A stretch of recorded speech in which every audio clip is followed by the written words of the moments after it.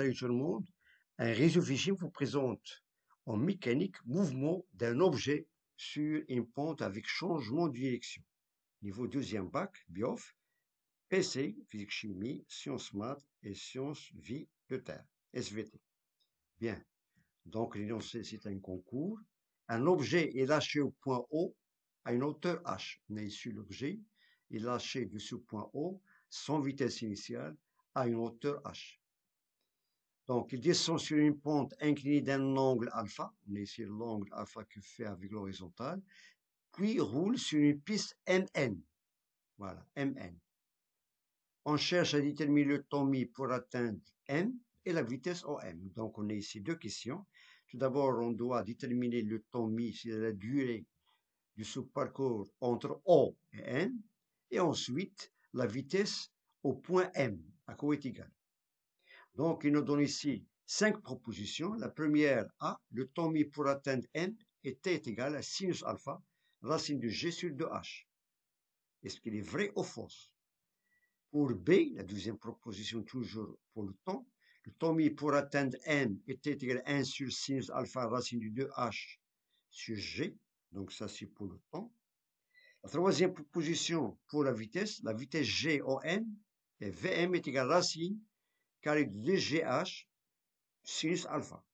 Ou bien D est égal, la vitesse, pardon, la proposition D, la vitesse de G en M et VM est égal à 2GH. La cinquième proposition, toutes les affirmations proposées sont fausses. Bien. Donc tout d'abord, on va déterminer le temps mis pour atteindre le point M. Bien. Donc solution, considérons que l'objet descend sans frottement. Donc il descend sans frottement, voilà l'objet, et sans vitesse initiale. Bien, pour cela, on va appliquer, dans cette descente, on va appliquer la deuxième loi du Newton. On est sur l'objet et soumis sous l'action de deux forces. La première force, c'est la réaction, étant donné qu'elle se déplace sans frottement, donc la réaction est perpendiculaire à l'axe X. Et la deuxième force est une force à distance sur le poids de cet objet. Bien. Cela veut dire que cet objet est soumis sous l'action de deux forces R et P. Donc pour cela, on va appliquer la deuxième loi de Newton, qui dit que la somme vectorielle de ces deux forces est égale à MA. R, c'est la réaction du plan incliné, P, c'est le poids de l'objet, et A, c'est l'accélération du mouvement. Bien, donc on va projeter, c'est-à-dire ces deux forces suivant l'axe OX, OY, voilà. Commençons par l'axe X. On a la réaction R, il n'a pas de composante suivant l'axe X, donc il a une composante nulle. Par contre, P, il a une composante suivant l'axe X. On a ici l'angle alpha, et on a, lorsqu'on prolonge la droite d'action, la droite d'action de la réaction, on trouve l'angle alpha ici. La même chose si on prend ici ces deux droites parallèles, et on trouve que l'angle alpha, voilà, c'est l'angle formé par la normale à cette pente, à ce plan incliné, et la direction du poids. Donc ça, c'est l'angle alpha. Et on a le côté opposé, c'est tout simplement le sinus. C'est-à-dire, c'est la composante de P sur l'axe X. D'où on a la composante de P sur l'axe X, c'est mg, c'est-à-dire P sinus alpha. Bien. Sur l'axe Y, on a R, il a une seule composante, c'est R. Par contre, il n'a pas ici, et le poids, il a une deuxième composante, c'est la composante négative, voilà. C'est-à-dire, on a trouvé ici le sinus, donc ça, c'est le côté adjacent, c'est le cosinus. Et donc, il est dans le sens opposé à l'axe. Donc, c'est moins mg cosinus alpha. Étant donné que le mouvement se fait sur l'axe X, voilà, donc le mouvement se fait sur l'axe X, on aura mg, c'est-à-dire P sinus alpha est égal à ma.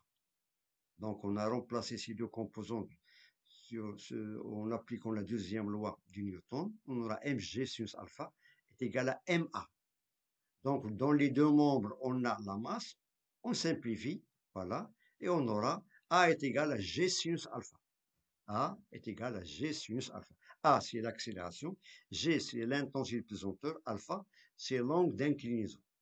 Bien, donc l'équation aurait dans ce cas on a OM, c'est-à-dire la distance OM, c'est-à-dire x en fonction du temps, est égal à 1 demi de at au carré. Sachant que la vitesse initiale est égale à 0, et on a commencé le mouvement à l'origine de l'espace. Donc on aura l'équation horaire, c'est écrit sous la forme OM est égal à 1 demi de AT au carré. Donc on tire A dans ce cas. On a A est égal à 2M sur T au carré. Voilà, A est égal à 2M sur T au carré, qui est égal à G sinus alpha. Ce qui nous intéresse ici, c'est le temps T. Nous, on aura, sachant qu'OM est égal à H sinus alpha. Donc, comment on a calculé la distance OM? La distance OM, c'est tout simplement, c'est l'hypoténuse de ce triangle. Donc, on est sinus de alpha est égal à H, la hauteur, sur l'hypoténuse, H sur OM. D'où on a OM est égal à H sinus, A sur sinus alpha. Donc, on remplace tout ça dans l'expression pour tirer à couvert égal le temps, et on aura T au carré est égal à 2H sur G sinus au carré de alpha. Donc, cela veut dire que T est égal à 1 sur sinus alpha. Donc, lorsqu'on fait la racine carrée de cette expression, on a ici sinus au carré, donc on le fait sortir avant la racine. On aura 1 sur sinus alpha, racine du 2H sur G. Ça, c'est la détermination, ou bien l'expression de temps mis pour atteindre le point M, voilà, dans ce parcours OM. Bien. Maintenant, on va déterminer la vitesse au point M. Donc, détermination de la vitesse au point M. Donc, en conservant l'énergie mécanique, on a 1 demi de mv au carré, c'est l'énergie cinétique, est égal à l'énergie potentielle. Voilà, on a est égal à mgh. mgh. La même chose dans les deux membres de cette expression, on a la masse, on simplifie, voilà, et on aura V au carré de M est égal à 2GH, est égal à 2GH, d'où on a V, M est égal à racine carrée de 2GH. Racine carrée de 2GH. Ça, c'est l'expression de la vitesse de cet objet au point M. Donc, dans ce cas, l'objet descend d'une hauteur H, incliné d'un angle alpha, et toute l'énergie gravitationnelle se transforme en vitesse. Donc, il n'y a pas expression de l'angle alpha. Donc, la vitesse dépend uniquement de la hauteur et de l'intensité de pesanteur. Voilà, donc c'est bien, on a Vm est égal à racine carrée de GH. Voilà, il ne faut pas tenir compte du sinus alpha dans la vitesse proposée dans la réponse C, car la vitesse dépend uniquement de la hauteur verticale perdue et de l'accélération de pesanteur. Donc, on va faire maintenant une conclusion. Donc, revenons à ces propositions données dans le concours. On a la proposition A, le temps mis pour atteindre M était égal à sinus alpha, racine de G sur 2H. Donc, c'est une proposition qui est fausse.